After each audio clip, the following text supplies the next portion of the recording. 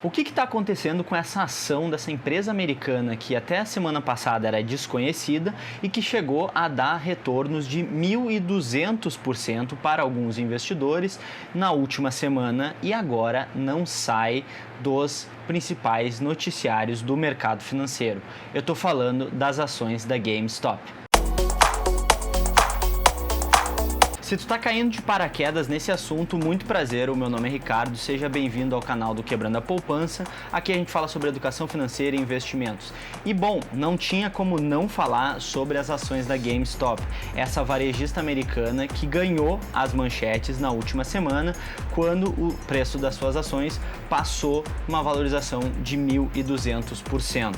Certo? Para quem não está muito ciente do que está acontecendo, vamos contextualizar então. A história da GameStop, ela é uma empresa varejista no setor de venda de videogames, artigos relacionados a essa cultura pop, cultura geek, tá? E ela sempre foi muito focada em lojas físicas.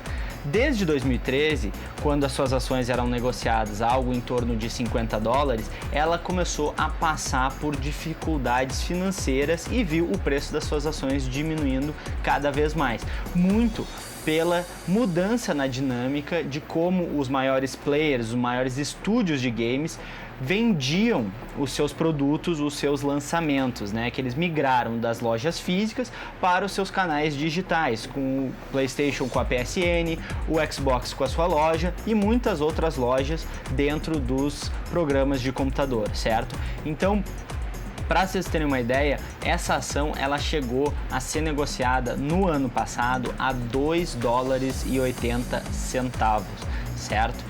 Por quê? Por justamente tudo isso, as perspectivas para a empresa não eram muito boas. E aí, vendo essa deteriorização da operação, essa piora nos números dessa empresa, o que aconteceu? Os grandes fundos de investimento, bancos de investimento, começaram a montar posições vendidas na empresa, né? Ou short. Por quê? Porque eles estavam apostando que o papel, que a ação ia se desvalorizar. Só para tu entender, uma operação vendida é quando tu vende uma ação que tu não tem no mercado, ou seja, tu pega emprestado de alguém que tenha, vende, espera aquela ação se desvalorizar e aí recompra aquela ação e devolve para quem tu tomou emprestado. Só que se a gente parar para pensar, tem uma pegadinha nessa operação que é o teu lucro máximo pode ser de 100%, ou seja, uma ação no momento que tu vende ela só pode se desvalorizar 100%, né? Ela pode sair de, por exemplo, R$40 e ir para zero. Se isso acontecesse, tu ia vender alguma coisa a R$40, ia recomprar a zero e ia devolver para quem tu tomou emprestado, embolsando aquele lucro, certo? Óbvio, pagando imposto, pagando taxas, enfim, mas seria mais ou menos assim. Só que, se essa tendência ela se inverte e o papel começa a subir, tu começa a entrar em prejuízo, certo? E foi justamente isso que aconteceu no caso da GameStop.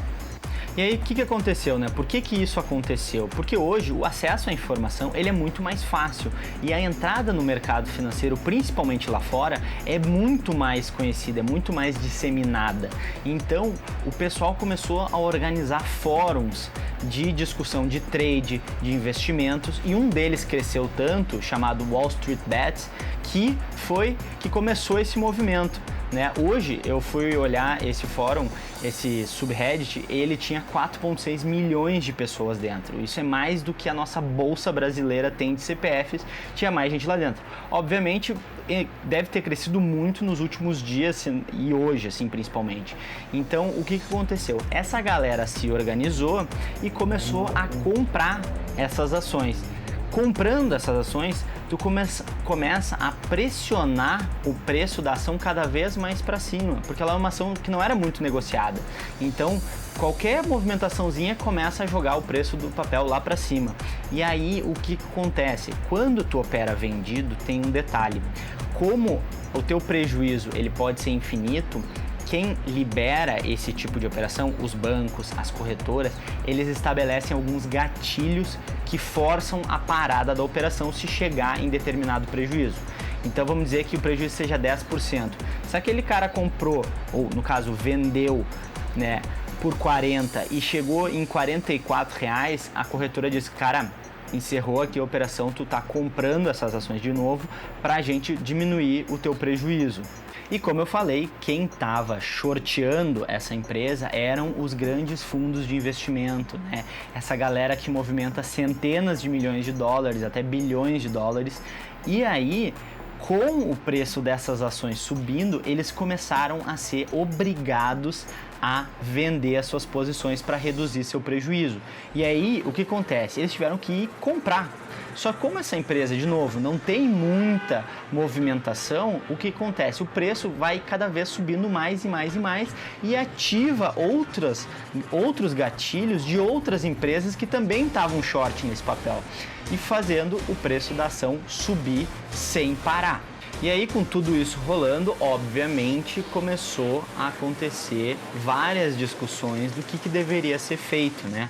Afinal de contas, teve fundo aí que teve prejuízo de quase mais de 2 bilhões de dólares, né? Então, assim, por quê? Porque esse movimento que aparentemente foi desorganizado, né? Foi só um bando de gente ali se organizou sem uma liderança, sem uma intenção, digamos assim, de influenciar o mercado. Obviamente essas pessoas sabiam que ia dar muito dinheiro, quem começou esse movimento, né, estava apostando que isso ia acontecer.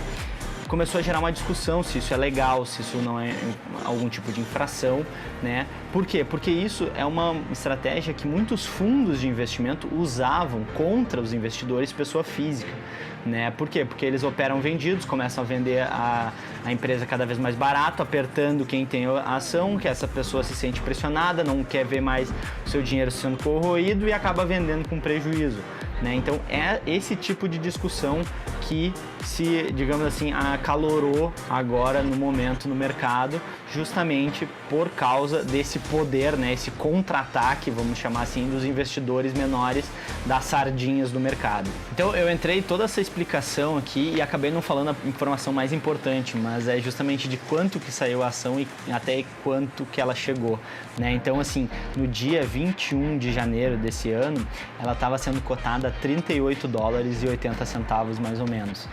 E hoje, no pico dela, ela foi negociada a $494. Isso é muita grana, é muita valorização muito rápido, certo?